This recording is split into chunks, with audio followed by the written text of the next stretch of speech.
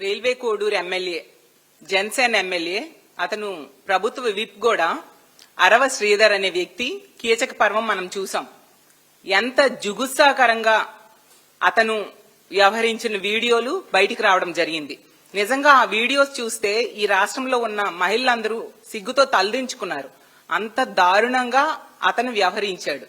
ఒక మహిళని, అది ఒక ప్రభుత్వ ఉద్యోగిని ఎంత దారుణంగా లోబర్చుకున్నాడు, ట్రాప్ చేశాడు. మోసం చేయడమే కాకుండా 5 సార్లు అబార్షన్స్ చేయించడం, బెదిరించడం, కొట్టడం. అంటే ఎంత బరి తెగించి ఈ కూటమిలో ఉన్న ఎమ్మెల్యేలు వ్యవహరిస్తున్నారో ఈ సందర్భంలో మనకు అర్థమవుతుంది. ఇలాంటి సంఘటనలు గత కొన్ని నెలలుగా ఈ కూటమి ప్రభుత్వం అధికారంలోకి వచ్చాక పదే పదే మనం వింటూ ఉన్నాము, చూస్తూ ఉన్నాము. దీనికి ఒకటే కారణం నాకు అనిపిస్తూ ఉంది. ఏంటంటే ఈ కూటమిలో ఉన్న ఎమ్మెల్యేలకు గాని, తెలుగుదేశం పార్టీ జనసేన నాయకులకు గాని, వాళ్ళ కార్యకర్తలకు గాని ఇలాంటి తప్పుడు పనులు చేస్తే శిక్షిస్తుంది ప్రభుత్వము అనే భయం లేని పరిస్థితి. అందువల్ల ఈ విధంగా బరి తెగించి విచ్చలవిడిగా మహిళల జీవితాలతో వీళ్ళు ఆడుకుంటూ ఉన్నారు. మొన్ననే చూసాం ఆ మినిస్టర్ సంధ్యారాణి పిఏ వ్యవహారంలో ఎంత దారుణంగా ఒక ప్రభుత్వ ఉద్యోగి అయిన మహిళను మోసం చేసి లోబర్చుకొని అతను వేరే వాళ్ళకు కూడా తాచడానికి ప్రయత్నిస్తే ఏమైనా న్యాయం జరుగుతుందేమో అని చెప్పి అందరూ ఆశించడం జరిగింది. నెల రోజుల తర్వాత చూస్తే ఎవరైనా నిందితుడు జైల్లో కూర్చుంటాడు, కానీ ఈ కూటమి ప్రభుత్వంలో ఆ బాధితురాలు జైల్లో కూర్చుంది. అలాంటి దారుణమైన పరిస్థితులు ఈ రాష్ట్రంలో నెలకొని ఉన్నాయి. మరి ఇలాంటి సంఘటనలు జరుగుతూ ఉంటే తప్పు చేసిన వాళ్ళని ఈ కూటమి ప్రభుత్వంలో శిక్షించకపోతే మరి ఇలాంటి వాళ్ళు ఇలాంటి తప్పుడు పనులు చేయక ఏం చేస్తారు? అలాగే మొన్ననే చూసాం ఒక జనసేన కార్యకర్త ఏమో స్టేజ్ మీద పబ్లిక్ గా ఒక మహిళల్ని డాన్స్ చేసుకునే వాళ్ళేదో బ్రతుకు తెరువు కోసం రికార్డింగ్ డాన్సులు చేసుకుంటూ ఉంటే వాళ్ళనేమో బట్టలిప్పి డాన్స్ చేయమని పబ్లిక్ గా చెప్పాడు. మరి అతని మీద ఏమైనా కేసు పెట్టి అరెస్ట్ చేశారా? ఈ కూటమిలో ఇంతమంది నాయకులు ఉన్నారు, ముఖ్యమంత్రి గారు ఉన్నారు, పవన్ కళ్యాణ్ గారు ఉన్నారు, మహిళా హోం మంత్రి ఉన్నారు, లోకేష్ గారు ఉన్నారు. మరి ఎందుకు అతని మీద కూడా ఎటువంటి కేసు లేదు? ఇలాంటి తప్పుడు పనులు చేస్తూనే వాళ్ళ మీద కేసులు పెట్టకపోవడం వల్ల వీళ్ళు బరి తెగించేస్తూ ఉన్నారు. ఈ రాష్ట్రంలో ఈ కూటమి ప్రభుత్వం వచ్చాక అడుగడుగున మహిళల మీద అఘాయిత్యాలు, అత్యాచారాలు, హత్యలు మనం చూస్తూ ఉన్నాము. ప్రతి సందర్భంలో కూడా ఎక్కువగా ఇలాంటి తప్పుడు పనులు చేసేవాళ్ళు ఈ కూటమిలో ఉన్న ఎమ్మెల్యేలు అవ్వచ్చు, వాళ్ళ నాయకులు అవ్వచ్చు, తెలుగుదేశం పార్టీ జనసేన కార్యకర్తలు మన ప్రతి సందర్భంలో చూస్తూ ఉంటే ఒక్కరి మీద కేసు లేదు, తిరిగేమో ఆ బాధితుల మీద కేసులు పెట్టే పరిస్థితి. అసలు ఆ రాప్తాడులో చూసుకుంటే 14 సంవత్సరాల దళిత బాలికను ఇంచుమించు 6 నెలల పైగా 14 మంది తెలుగుదేశం పార్టీ కార్యకర్తలు దారుణంగా అత్యాచారం చేస్తే ఎటువంటి కేసు లేదు. మా పార్టీ నాయకులందరూ దాని మీద గొడవ చేస్తే తూతూ మంత్రంగా కేసు పెట్టిన పరిస్థితి చూసాం. అలాగే సత్యవేడి ఎమ్మెల్యే ఆదిమూలం వల్ల ఒక మహిళ లైంగిక వేధింపులకు గురయ్యి ఈ రాష్ట్రంలో ఆ విషయం బయటికి చెప్తే ఆమెకి రక్షణ లేదు అని చెప్పి పక్క రాష్ట్రమైన హైదరాబాద్కి వెళ్లి ఆవిడ ప్రెస్ మీట్ పెట్టడం జరిగింది. మరేమి ఆ ఎమ్మెల్యే మీద కేసు పెట్టాలి కదా, అరెస్ట్ చేయాలి కదా. ఏమంటే సెటిల్మెంట్ చేశారు చంద్రబాబు నాయుడు గారు. నిజంగా సిగ్గుతో తలదించుకోవాలి ఇలాంటి వ్యక్తికి ఓట్లు వేసినందుకు ఈ రాష్ట్ర ప్రజలు. అలాగే తీసుకుంటే మనం ఆ కిరణ్ రాయల్ అనే వ్యక్తి ఆ జనసేన ఇన్ఛార్జ్, అతను లక్ష్మి అనే మహిళను ఎంత దారుణంగా మోసం చేస్తే ఆమె పబ్లిక్ గా బయటకు వచ్చి చెప్తే ఎటువంటి కేసు కూడా ఆ కిరణ్ రాయల్ మీద లేని పరిస్థితి. అలాగే జనసేన ఇన్ఛార్జ్ అయిన ఆ కోట వినిత విషయంలో చూస్తే ఆ బొజ్జల సుధీర్ రెడ్డి అనే వ్యక్తి ఎంత దారుణంగా ప్రవర్తించాడు. ఒక స్పైన్ పెట్టి ఆమెను ఎంత దారుణంగా విసిగించాడు. కానీ కనీసం ఎటువంటి చర్యలు ఆ వ్యక్తి మీద తీసుకొని పరిస్థితి మనం చూసాం. అలాగే తీసుకుంటే తిరువూరులో తెలుగుదేశం పార్టీ నాయకుడేమో ఒక మహిళని ఏ విధంగా లోబర్చుకోవడానికి ప్రయత్నించాడో ఆడియో బయటకు వచ్చినా కూడా ఎటువంటి చర్యలు అతని మీద లేదు. అలాగే జనసేన ఎమ్మెల్యే పంతం నానాజీ అనుచరులు ఇదే పవన్ కళ్యాణ్ గారి శాఖలో ఫీల్డ్ అసిస్టెంట్ గా పనిచేస్తున్న మహిళని ఏ విధంగా వేధించారు. ముడుపులు ఇవ్వాలి, లేదంటే పక్కలోకి రావాలి, ప్రతి నెల మామూలు ఇవ్వాలని చెప్తే ఆమె ఆత్మహత్య యత్నం చేసుకోవడం జరిగింది. మరి అతని మీద ఆ అనుచరుల మీద చర్యలు తీసుకోవాలి కదా, ఎక్కడా లేదు. అలాగే తిరువూరు ఎమ్మెల్యే అయిన ఆ కొలికిపూడి శ్రీనివాస్ అనే వ్యక్తి వేధింపుల వలన ఒక మహిళ విఆర్ఓ ఆ రోజు ఆత్మహత్య యత్నం చేసుకోవడం జరిగింది. భర్తని ఆమెని వేధిస్తున్నారు అని చెప్పేసి. కానీ అతని మీద కూడా ఎటువంటి చర్యలు తీసుకోని పరిస్థితి. ప్రతి సందర్భంలో కూడా తప్పు చేసే వాళ్ళని వీళ్ళు వెనకేసుకొస్తూ లేదా సెటిల్మెంట్లు చేస్తూ ఉన్నారు తప్ప ఎక్కడా కూడా వాళ్ళ మీద ఎటువంటి చర్యలు తీసుకోకపోవడం వలన ఈ రోజు కూటమి ఎమ్మెల్యేలు బరి తెగించేసి ఈ విధంగా అధికార మదంతో మహిళల జీవితాలతో ఆడుకుంటూ ఉన్నారు. ఎంత దారుణం! ఆ మహిళని ట్రాప్ చేయడమే కాకుండా లోబచ్చుకున్నాడు, అలాగే పెళ్లి చేసుకుంటానని మోసం చేశాడు, బెదిరించాడు, అలాగే కొట్టడం జరిగింది. ఆమె ఎంత బాధపడి ఉండి అలా వీడియోలు చేస్తుంది అర్థం చేసుకోండి. ఇలాంటి వాళ్ళకా ఎన్నుకున్నాము అనేసి ఈ రోజు నిజంగా ఈ రాష్ట్రంలో ఉన్న ఈ కూటమికి ఓట్లేసిన వాళ్ళు బాధపడుతూ ఉండే పరిస్థితి. మాట్లాడితే చాలా డైలాగ్స్ చెప్తూ ఉంటారు పవన్ కళ్యాణ్ గారు. తాట తీస్తాను, మహిళల మీద ఎవరైనా చేయి వేస్తే వాళ్ళ తాట తీస్తానని చెప్తారు పవన్ కళ్యాణ్ గారు. మరి పవన్ కళ్యాణ్ గారు మీ ఎమ్మెల్యే కదా ఇలాంటి పని చేశాడు, ఒక మహిళని ఎంత దారుణంగా మోసం చేశాడు, 5 సార్లు అబార్షన్ చేశాడు, ఆమె జీవితాన్ని నాశనం చేశాడు, లొంగకపోతే కొడుకుని చంపేస్తానని చెప్పి బెదిరించాడు కదా. ముందు తాట తీయండి, మీ ఎమ్మెల్యే తాట తీయండి, సుమోటోగా ప్రభుత్వం కేసు నమోదు చేసేట్టుగా చేయండి, అతన్ని అరెస్ట్ చేయండి, మీ పార్టీ నుంచి ముందు సస్పెండ్ చేయండి. పవన్ కళ్యాణ్ గారు దయించి సస్పెండ్ చేయండి అని అడుగుతున్నాం. అలాగే చంద్రబాబు నాయుడు గారు మాట్లాడితే చెప్తారు ఎవరైనా ఈ రాష్ట్రంలో మహిళ మీద చేయేస్తే అదే చివరి రోజు అంట. చంద్రబాబు నాయుడు గారు ఇన్ని సంఘటనలు నేను చెప్పాను, మీ ఎమ్మెల్యేలు చేస్తున్నారు, మీ కూటమి ఎమ్మెల్యేలు చేస్తున్నారు, మీ నాయకులు చేస్తూ ఉన్నారు.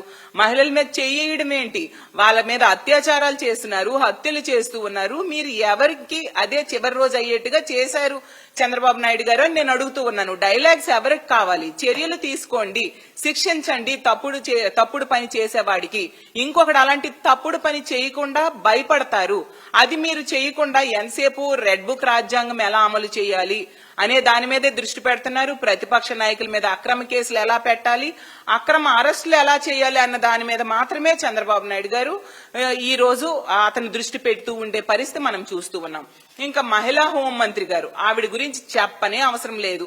ఆవిడికి పదవి ఇచ్చారు మా జగనన్నని, మా వైఎస్ఆర్ కాంగ్రెస్ పార్టీని తిట్టడానికి, మా పార్టీ నాయకుల మీద అక్రమ కేసులు పెట్టడానికే. ప్రతి సందర్భంలో కూడా అది నిరూపించబడుతూ ఉంది. ఎంత దారుణంగా మహిళలకి మీ కూటమిలో ఉన్న ఎమ్మెల్యేలు అత్యాచారాలు చేసి మోసం చేస్తూ ఉంటే మీరేం చేస్తున్నారమ్మా హోంమంత్రి గారు అని నేను అడుగుతూ ఉన్నాను. మీరైతే తీసుకుంటే ఆ ఫేక్ ఇన్ఫ్లుయెన్సర్స్, ఆ కానిస్టేబుల్ ఎవరో ఆవిడ ఒక ఫేక్ మహిళ అంట, ఆమె ద్వారా ఈవిడ పబ్లిసిటీ తెచ్చుకోవడం కోసం ఆవిడికి ఇంటికి పిలిచి భోజనం పెట్టారు, వీడియోలు తీసి ఇన్స్టాగ్రామ్లో యూట్యూబ్లో పెట్టుకున్నారు, మంచిదే. కానీ ఇక్కడ ఈ మహిళ, మీ తోటి మహిళ ఈ విధంగా మీ కూటమి ఎమ్మెల్యే వలన అన్యాయానికి గురైంది. ఎంత దారుణంగా దెబ్బలు కొట్టాడు, అత్యాచారం చేశాడు, 5 సార్లు అబార్షన్ చేశాడు, పిల్లడిని చంపేస్తానని భయపెట్టాడు. మరి అతని మీద ఎటువంటి యాక్షన్ మీరు తీసుకుంటారు? మా పార్టీ కార్యకర్తలు మా నాయకుడు బర్త్డే రోజు కేక్ కట్ చేస్తే ఒక కేసు, ఒక మేకను కోస్తే ఒక కేసు, వాళ్ళని పట్టుకుని నడి రోడ్డు మీద నడిపించారు కదా మహిళా హోంమంత్రి గారు. మరి ఈ వ్యక్తిని, ఈ జనసేన ఎమ్మెల్యేని ఇతని మీద కేసు పెట్టండి, అతన్ని నడి రోడ్డు మీద నడిపించండి. మరి ఆ సంధ్యారాణి పిఏ విషయంలో కూడా మీరు ఏం చేశారు? తిరిగి బాధితురాలి మీద కేసులు పెట్టిన పరిస్థితి మనం చూస్తూ ఉన్నాము. ఎంత దారుణంగా మీరు వ్యవహరిస్తూ ఉంటే మీకెందుకమ్మా ఆ పదవి? మీకెందుకు ఆ పదవి? మీరెందుకు ఇలాంటి పెద్ద పెద్ద పదవులు తీసుకొని మహిళలకి, ప్రజలకి రక్షణ ఇవ్వకుండా ప్రజల్ని ఈరోజు భక్షించే పరిస్థితి మీ నాయకులే చేస్తూ ఉంటే, మీరు చూస్తూ ఉంటే మీకెందుకు ఈ పదవులు అని నేను అడుగుతూ ఉన్నాను.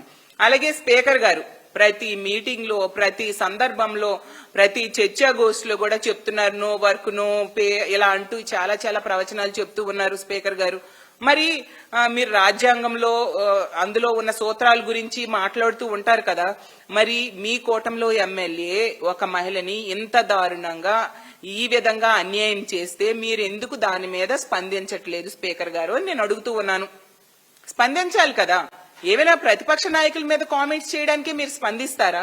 మీ కూటమిలో వాళ్ళు ఇంత దారుణానికి ఒడిగడితే మీరు స్పందించరా స్పీకర్ గారు అని నేను అడుగుతూ ఉన్నాను. అలాగే లోకేష్ గారు ప్రతి సందర్భంలో నేను కౌన్సిల్లో చూశాను, అసెంబ్లీలో చూశాను, బయట మీటింగ్స్ లో విన్నాను. ఏంటంటే మహిళలంటే మాకు అపారమైన గౌరవం అంటూ చాలా డైలాగ్స్ చెప్తూ ఉంటారు లోకేష్ గారు. లోకేష్ గారు, మరి మీ ఎమ్మెల్యేలు ఎంత దారుణంగా వ్యవహరిస్తూ ఉంటే మీరు ఎటువంటి చర్యలు తీసుకుంటూ ఉన్నారు? మీకు మహిళలంటే గౌరవం కదా, మరి ఆ మహిళలకి ఎంత అన్యాయం జరిగినప్పుడు మీరు సుమోటోగా కేసులు పెట్టాలి కదా, ఆ వ్యక్తుల్ని ఆ పార్టీ నుంచి సస్పెండ్ చేయించాలి కదా, అతని మీద కేసు పెట్టి అరెస్ట్ చేయించాల్సిన బాధ్యత మీ మీద లేదా లోకేష్ గారు అని అడుగుతున్నాను. ఇలా తీసుకుంటే ప్రతి సందర్భంలో కూడా ఇన్ని సంఘటనలు జరిగినప్పుడు, ఏ ఒక్క సంఘటనలో ఏ ఒక్క మహిళకి అన్యాయం జరిగినప్పుడు కూడా ఈ కూటమిలో ఉన్న నాయకులు ఎవరు కూడా స్పందించట్లేదు, తమకి పట్టనట్టుగా వ్యవహరిస్తూ ఉండే పరిస్థితి ప్రతి సందర్భంలో కూడా చూస్తూ ఉన్నాము. అందువల్ల ఈ రోజు ఈ కూటమిలో ఉన్న ఎమ్మెల్యేలు అవ్వచ్చు, నాయకులు అవ్వచ్చు, కీచకుల్లా వ్యవహరిస్తూ ఉన్నారు. మహిళలు మాన ప్రాణాలతో ఈ రాష్ట్రంలో బ్రతికే హక్కు లేనట్టుగా వీళ్ళు వ్యవహరిస్తూ ఉండే పరిస్థితి మనం చూస్తూ ఉన్నాము.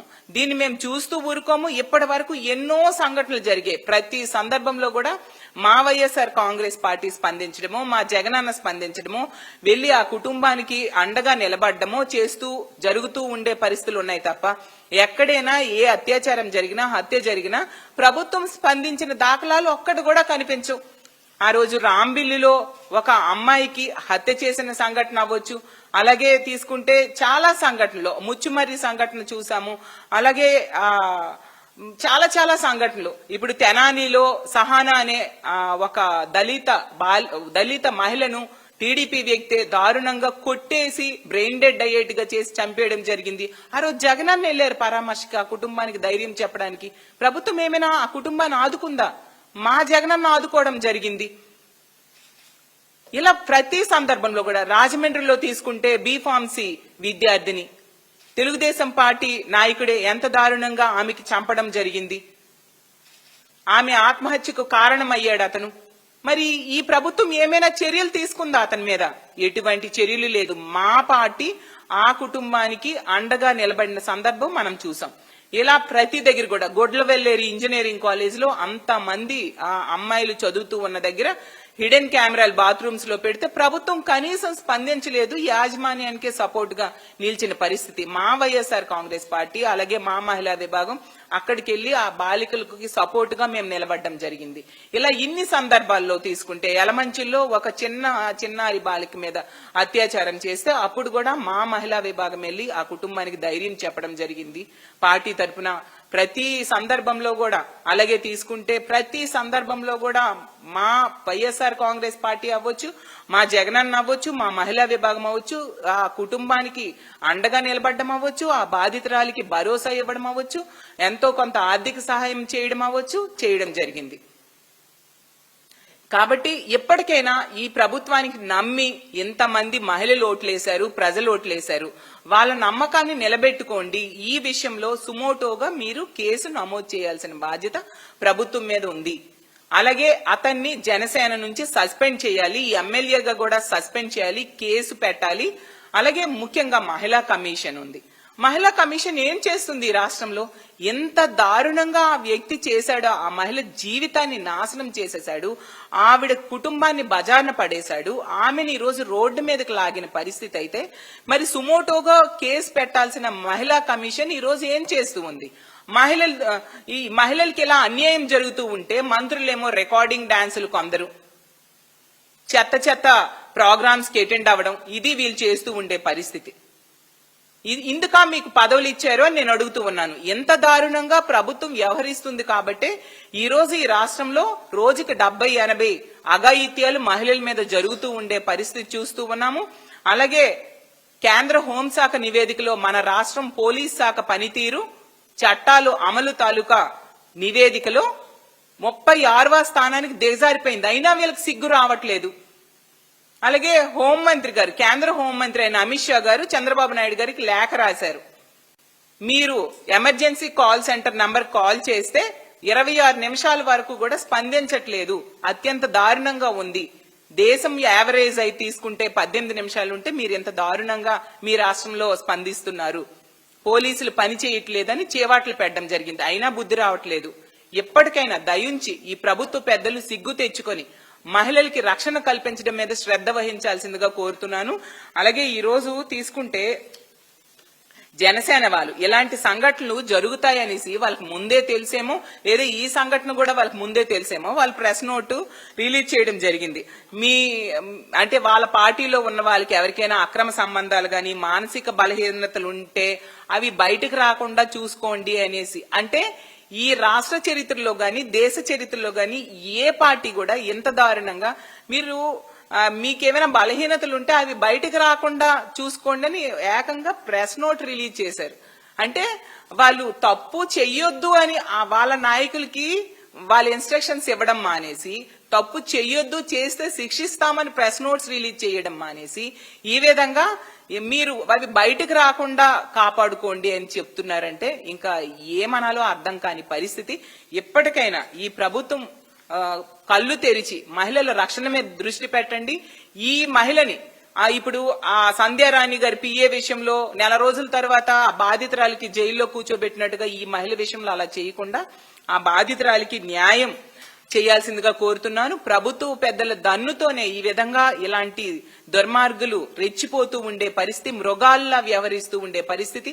అసలు దుర్యోధనులు దుశ్శాసనులు అని చెప్పి కీచకులు అని చెప్పి ఆ రోజుల్లో చరిత్రలో చదవడం జరిగింది. అలాంటి వాళ్ళు ఎలా ఉంటారో ఈ కూటమి ప్రభుత్వం అధికారం వచ్చాక ప్రత్యక్షంగా ఈ రాష్ట్ర ప్రజలు చూస్తూ ఉండే పరిస్థితి ప్రతి సందర్భంలో కూడా చూస్తూ ఉన్నాము. కాబట్టి ఇలాంటి వాళ్ళని వెంటనే అరెస్ట్ చేయాలి, వాళ్ళ మీద కేసులు పెట్టాలి, మీ పార్టీ నుంచి సస్పెండ్ చేయండి అని తెలియజేసుకుంటూ ఈ మహిళకు మా వైఎస్ఆర్ కాంగ్రెస్ పార్టీ ఈ బాధితురాలకు అండగా నిలబడుతుంది. ఇప్పటికి అన్ని సందర్భాల్లో కూడా బాధితులకు మా పార్టీ అండగా ఉంది, సపోర్ట్ గా వాళ్ళ తరపున మేము నిలబడడం జరిగింది. ఈ బాధితురాలకి న్యాయం జరిగేంత వరకు కూడా మేము అందరం కూడా మా పార్టీ, మా మహిళా విభాగము, మా జగనన్నతో సహా అందరం కూడా ఈ మహిళకు వెన్నుదన్నుగా ఉంటాము, ఆమెకు సపోర్ట్ గా ఉంటాము. ప్రభుత్వం ఎప్పటికైనా కళ్ళు తెరిచి ఇలాంటి దుర్మార్గుడైన ఎమ్మెల్యేకి శిక్షించాల్సిందిగా కోరుకుంటూ సెలవు తీసుకుంటున్నాం.